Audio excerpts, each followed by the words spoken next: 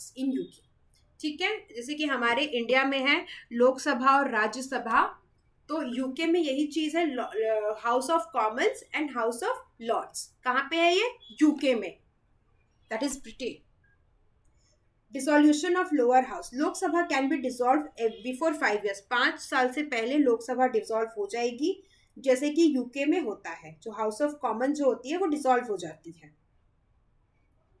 ठीक है, कॉन्स्टिट्यूशन की अगर हम बात करें तो कौन सा आर्टिकल बात करता है? 74 एंड 75, जो कि बात करता है काउंसिल ऑफ मिनिस्टर्स और प्राइम मिनिस्टर के बारे में। और आर्टिकल 79 से 122 तक structure and functioning of the parliament, कि पार्लियामेंट का स्ट्रक्चर कैसा रहेगा और उसके फंक्शनिंग कैसे होगी।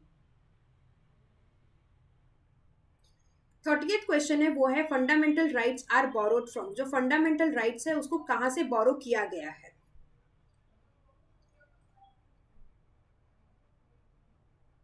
इसका जो करेक्ट आंसर है वो है option B, US constitution. US से लिया गया। जब मैं सलाइन फीचर्स बताऊंगी तो मैं आपको सारे कंट्रीज के नाम बताऊंगी और मैं ये भी बताऊंगी कौन से कंट्री से कौन सा कॉन्स्टिट्यूशन लिया गया है। हमारा जो फंडामेंटल राइट्स है, हमारे कॉन्स्टिट्यूशन में 6 फंडामेंटल राइट्स है, पहले 7 थे, लेकिन राइट टू प्रॉपर्टी को अबॉलिश कर दिया गया है, मतलब हटा दिया गया है।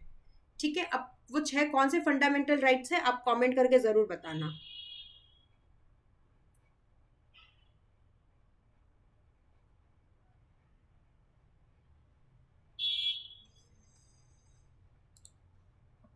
ठीक है, question number 31, directive principles are borrowed from, जो हमारे डायरेक्टिव प्रिंसिपल्स हैं उसको कौन से कंट्री से बोरो किया गया है? और इसका जो करेक्ट आंसर है वो है ऑप्शन ए, आयरिश कॉन्स्टिट्यूशन। ठीक है, the idea of single citizenship is borrowed from, जो आइडिया है सिंगल सिटीजनशिप का वो कौन से कंट्री से बोरो किया गया है? तो इसका आंसर है, करेक्ट आंसर है ऑप्शन ए, यूके।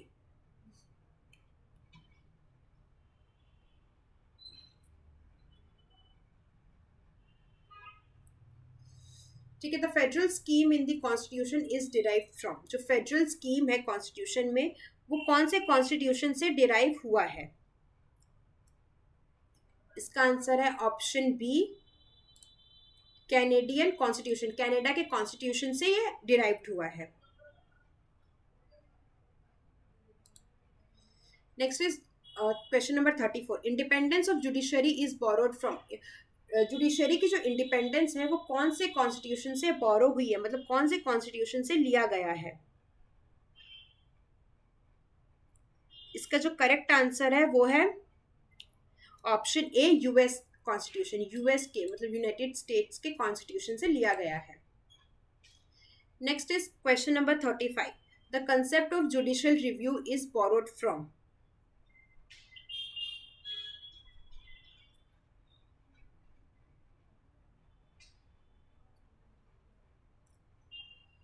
जो जुडिशियल रिव्यू का कंसेप्ट है वो कौन से कॉन्स्टिट्यूशन से लिया गया है? तो इसका भी करेक्ट आंसर है यूएस कॉन्स्टिट्यूशन। ठीक है, which feature of the constitution is not borrowed from any other country, वो कौन सा कॉन्स्टिट्यूशन का पार्ट है जो किसी दूसरे कंट्री से बोरो नहीं किया गया है? इसका ऑप्शन ए है fundamental duties, parliamentary system, integrated judiciary and emergency provisions. इसका जो करेक्ट आंसर है वो है option C, integrated judiciary. Integrated judiciary है वो इंडिया का एक यूनिक फीचर है। ठीक है, आगे चल के जब मैंने वीडियोस बनाऊंगी तो हम डिटेल में इसके बारे में भी बात करेंगे।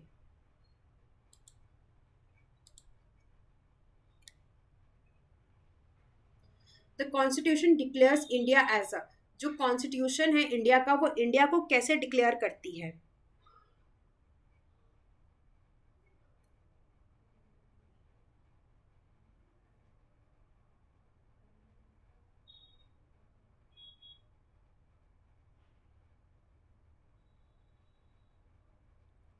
इसका जो करेक्ट आंसर है वो है option B, union of states. बहुत सारे स्टेट्स का ये यूनियन है।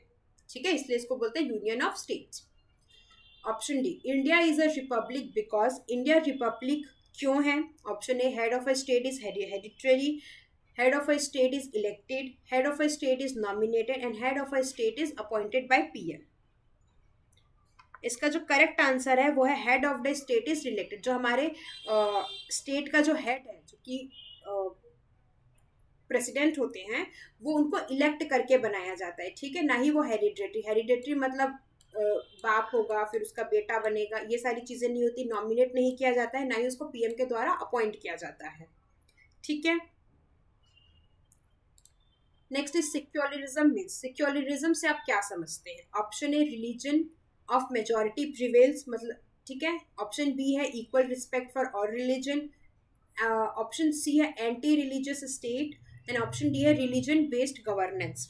ये जितने भी क्वेश्चन है आप प्रियम्बल से आ रहे हैं,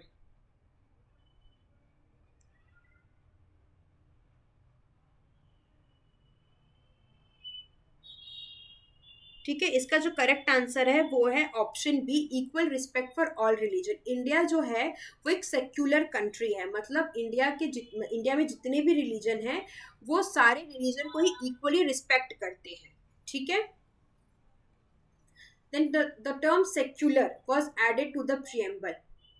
जो सेक्युलर टर्म है वो प्रियम्बल में ऐड हुआ, वो कौन से अमेंडमेंट के थ्रू ऐड हुआ था? इसका जो करेक्ट आंसर है वो है ऑप्शन ए 42nd अमेंडमेंट एक्ट 1946। हमारे कॉन्स्टिट्यूशन में दिया गया है कि प्रियम्बल को अमेंड नहीं किया जा सकता, लेकिन उसके बाद भी 42nd अमेंडमेंट एक्ट के थ्रू सिक्योर ऐसे 3 और वर्ड है, सोशलिस्ट और डेमोक्रेटिक, ठीक है। ये 3 वर्ड ऐड हुए थे, जिसकी वजह से बहुत ही ज्यादा एक केशव नंदा भारती का केस है वो भी आया था, जिसको हम डिटेल में आगे जाके समझेंगे कि इसका क्या मतलब है और ये स्टेटमेंट का क्या मतलब है कि जो प्रियम्बल है वो अमेंड नहीं हो सकता है, लेकिन उसके बाद भी एक बार अमेंड हो चुका है, ठीक है।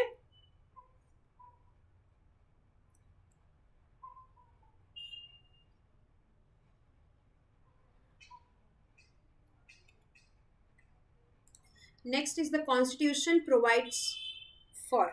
जो कॉन्स्टिट्यूशन है वो क्या प्रोवाइड करता है? इसका जो करेक्ट आंसर है वो है option C quasi federal government, ठीक है। हमारा जो कॉन्स्टिट्यूशन है वो क्वासी फेडरल गवर्नमेंट स्टैब्लिश मतलब प्रोवाइड करता है, ठीक है। अब क्वासी फेडरल गवर्नमेंट क्या होता है?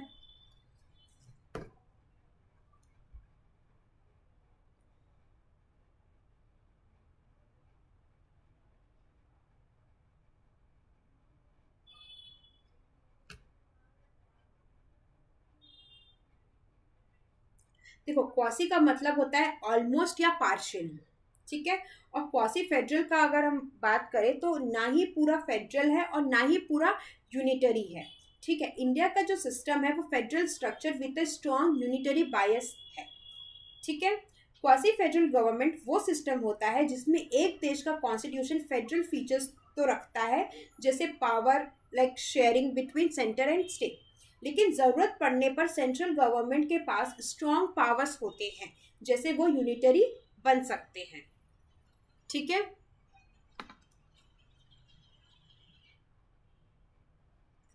Next question we have the term socialist was added to the preamble. जो टर्म सोशलिस्ट है वो प्रियम्बल में कौन से अमेंडमेंट के थ्रू ऐड किया गया था? तो प्रियम्बल में सिर्फ एक ही अमेंडमेंट हुआ है, जो कि हुआ है 42nd अमेंडमेंट एक्ट के थ्रू 3 वर्ड ऐड हुए थे। इसका जो करेक्ट आंसर होगा वो ऑप्शन है 42nd अमेंडमेंट।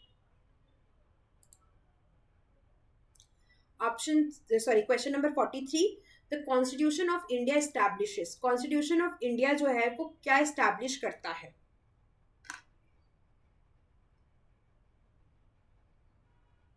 इसका जो करेक्ट आंसर है वो है dual polity, that is upper house and lower house, मतलब 2 गवर्नमेंट बनती है, ठीक है। इसके बारे में हम जब एम लक्ष्मीकांत से हम पढ़ेंगे लेजिस्लेचर, तो हम इसके बारे में डिटेल में पढ़ेंगे, ठीक है। Then 44th question is the India's constitution is regarded as supreme because